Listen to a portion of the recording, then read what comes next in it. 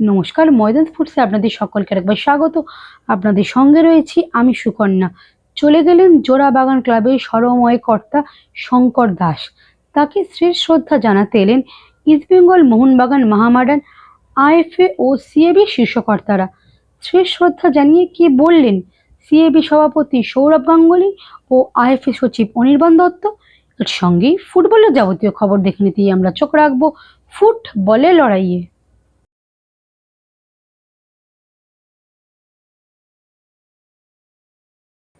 চলে গেলেন ছোট মাঠের বড় কর্তা শঙ্কর দাস।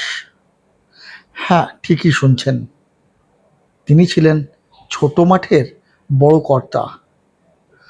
আসলে সবসময় নিজেকে মিডিয়া থেকে একটু দূরে সরিয়ে রাখতেন, কিন্তু এই মানুষটিকে আর দেখা যাবে না এই গলিতে, অর্থাৎ সেন্ট্রাল এক্সাইজের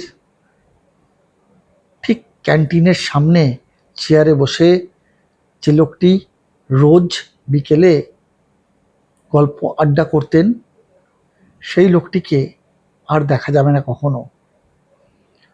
সোমবার বিকেলে যখন তিনি এই ক্লাবের মাঠে এসে বসতেন, তখনই তার শবদেহ শকটটি এসে দাঁড়ালো এই তালতলা মাঠের সামনে।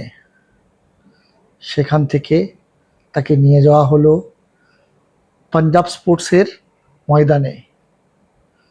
এটাই যে ছিল শঙ্কর দাসের ঠিকানা।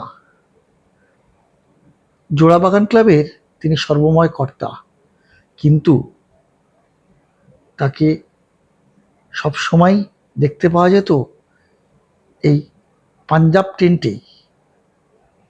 কয়েকদিন আগে, অর্থাৎ 4ঠা জুন, বৈশাখী উৎসবের আয়োজন করেছিলেন এই শঙ্কর দাস। সঙ্গে ছিলেন ফেডারেশন সভাপতি কল্যাণ চৌবে।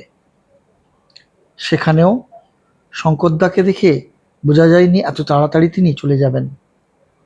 তাই গোটা ময়দান সোমবার যেন কাঁদছিল। সোমবার দুপুরে যখন তার শেষ নিঃশ্বাস বেরিয়ে যায়, তারপর যখন খবরটা ময়দানে চলে আসে, তারপরেই ময়দানে নেমে আসে শোকের ছায়া।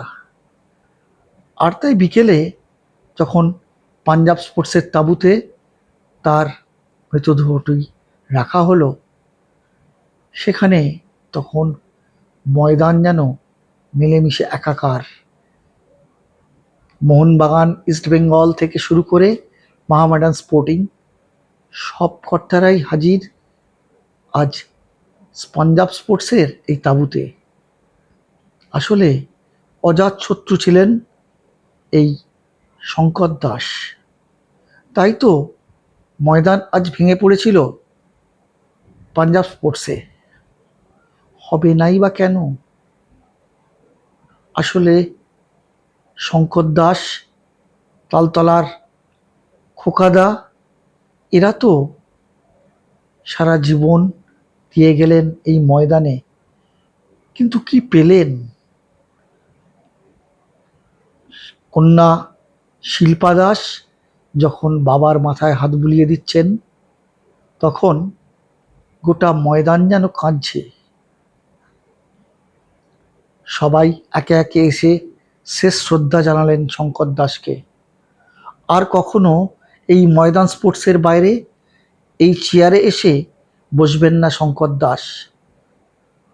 চেয়ারটা পূরণ হয়তো যাবে, কিন্তু শঙ্কর দাস আর আসবেন না।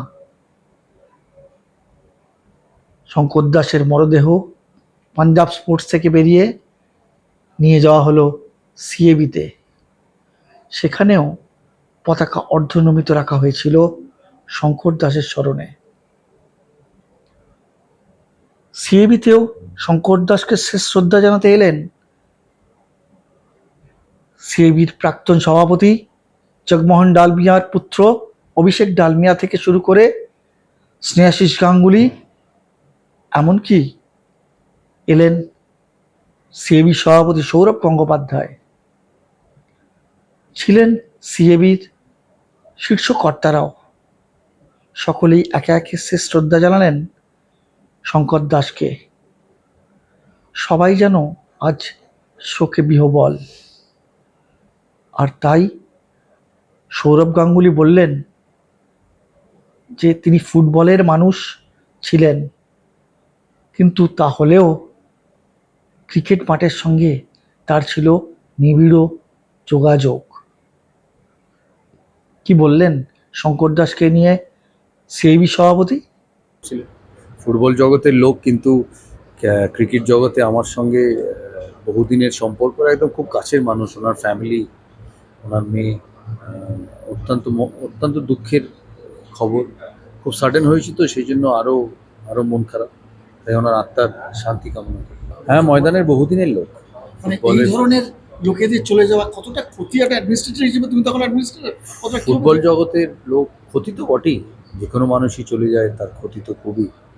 তাই এর বেশি বলার হয়তো সময় আজকে নয়। তাই ওনার অনেক ভালোবাসা ওনার প্রতি, উনি যেখানেই থাকুক। সিএবি থেকে বেরিয়ে শঙ্কর দাসের মরদেহ পৌঁছলো আইএফএতে। আসলে এই আইএফএতেই দীর্ঘ প্রায় 4 বছর সহসচিব হিসেবে দায়িত্ব পালন করেছিলেন শঙ্কর দাস। তাই তাকে শেষ শ্রদ্ধা জানাতে হাজির ছিলেন আইএফএ সচিব অনির্বাণ দত্ত সহ আইএফএর শীর্ষ পদাধিকারীরা। সকলেই একে একে শেষ শ্রদ্ধা জানালেন তাদের প্রিয় শঙ্কর দাকে। আজ ময়দান যেন ফাঁকা, কোথায় যেন হারিয়ে যাচ্ছিল সেই পুরনো দিনগুলো। আর শঙ্করদার চলে যাওয়া নিয়ে কি বলে গেলেন আইএফের সচিব অনির্বাণ দত্ত? যে কোনো কর্মকর্তা চলে যাওয়াটাই অত্যন্ত ক্ষতিকারক, কারণ আমরা জানি যে এই যে পুরনো মানুষগুলো আছে তারাই কিন্তু মূলত ময়দানটাকে আঁকড়ে ধরে আছে। আমরা যদি বলি সেইভাবে নতুন প্রজন্মের মানুষ ফুটবলে যে এসেছে তা নয়, কিছু মানুষ হয়তো এসেছে, কিন্তু যে হারে দরকার আসেন। এবং এরা কিন্তু চিরকালই ক্লাব ভালোবেসে, খেলাধুলো ভালোবেসে, খেলাধুলোর সাথে যুক্ত ছিল। তারা চলে গেলে নিশ্চয়ই সেটা একটা অপূর্ণ ক্ষতি।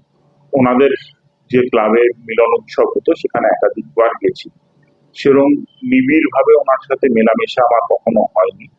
উনি বহুবার আমাদের ক্লাবেও এসেছেন, আমিও ওনাদের ক্লাবে গেছি, এবং খুব ভদ্র ব্যবহার ছিল সবসময়, খুব সুন্দরভাবে কথা বলতেন। আর একটা মানুষ খেলাধুলোর মাঠের সম্পর্ক সবার সাথেই, কেউ চলে যাওয়াটা কখনোই কাম্য না, সেটা সবসময় বোঝা যায়। জোড়াবাগানের ওয়ানম্যান আর্মি ছিলেন শঙ্কর দাস। তাই মাথা উঁচু করেই ময়দান থেকে বেরিয়ে গেলেন শঙ্কর, যেন লিখে গেলেন শেষের কবিতা। সকলকে মিলিয়ে দিয়ে চলে গেলেন শেষবারের মতো। সুকন্যা মুখার্জি ও সুগত মুখোপাধ্যায়ের রিপোর্ট, ময়দান sports.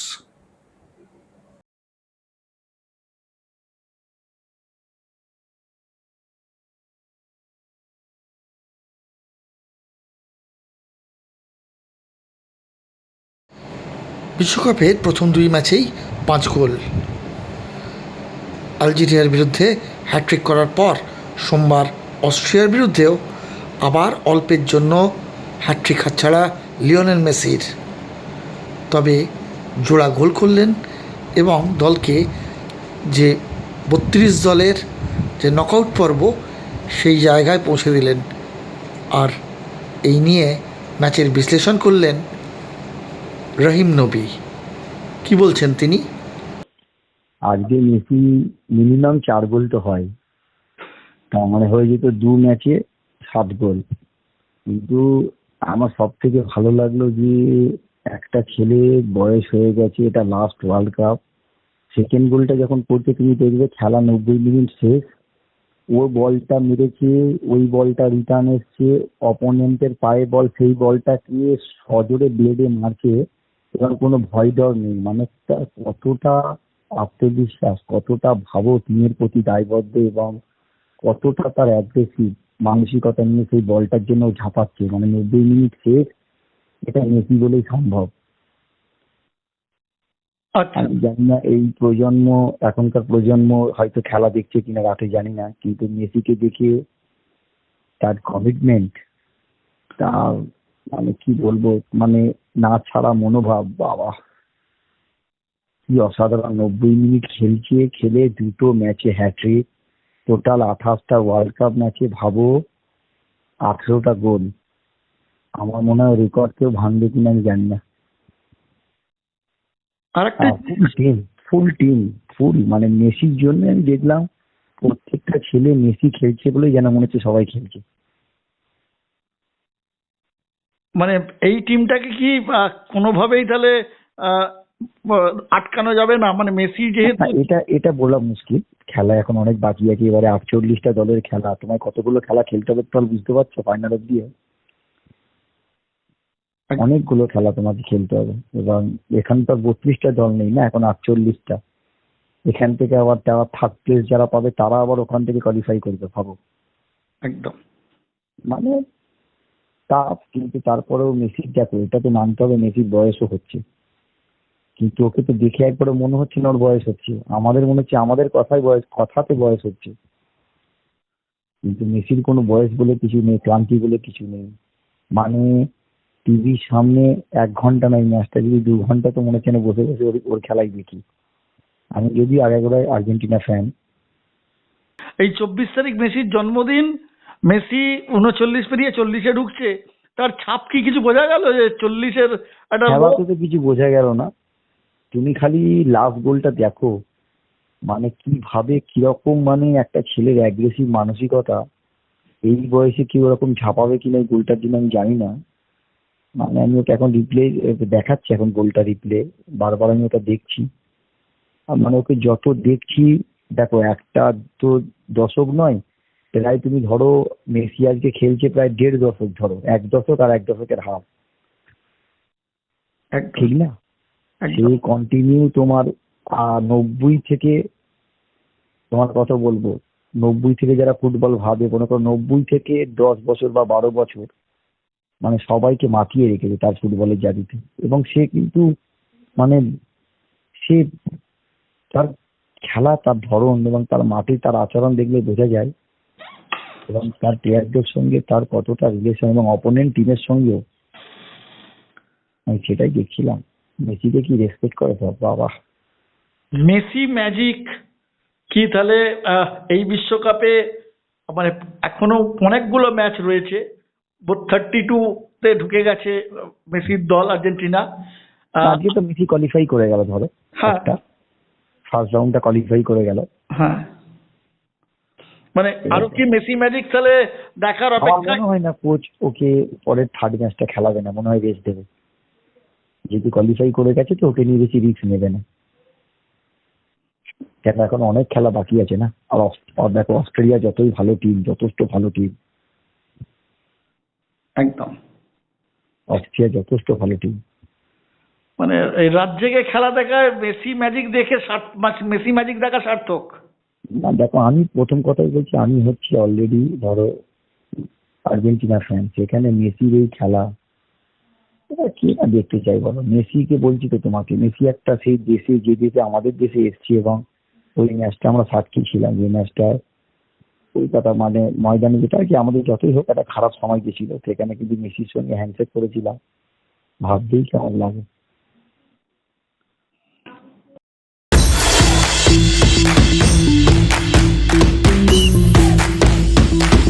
Bengal T20 men's champion হয়েছে ত্রাচিরা টাইগার্স। মেয়েদের চ্যাম্পিয়ন হবে কে? মুর্শিদাবাদ কুইন্স নাকি আডামাস হাওড়া ওয়ারিয়ার্স? এই সব কিছু দেখে নিতেই আমরা চোখ রাখবো ফ্রি হিটে।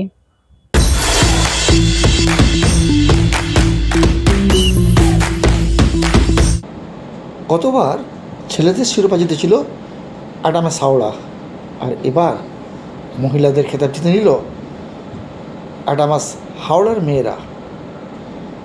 সোমবার ইডেনে হাওড়ার মেয়েরা 6 উইকেটে হারালো মুর্শিদাবাদ কুইন্সকে, যার ফলে বেঙ্গল টি20 লিগে তৃতীয় সংস্করণে মেয়েদের বিভাগে চ্যাম্পিয়ন হলো আডামাস হাওড়া ওয়ারিয়ার্স।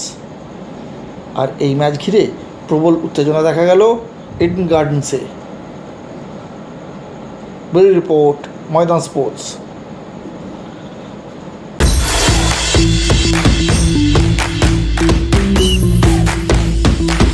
ভিডিওটা ভালো লাগলে লাইক করুন, শেয়ার করুন, আপনাদের মতামত কমেন্ট করে জানান, চ্যানেলটাকে সাবস্ক্রাইব করুন এবং পাশে থাকা বেল আইকনটাকে প্রেস করে দিন। দেখা হবে আবার পরের ভিডিওয়।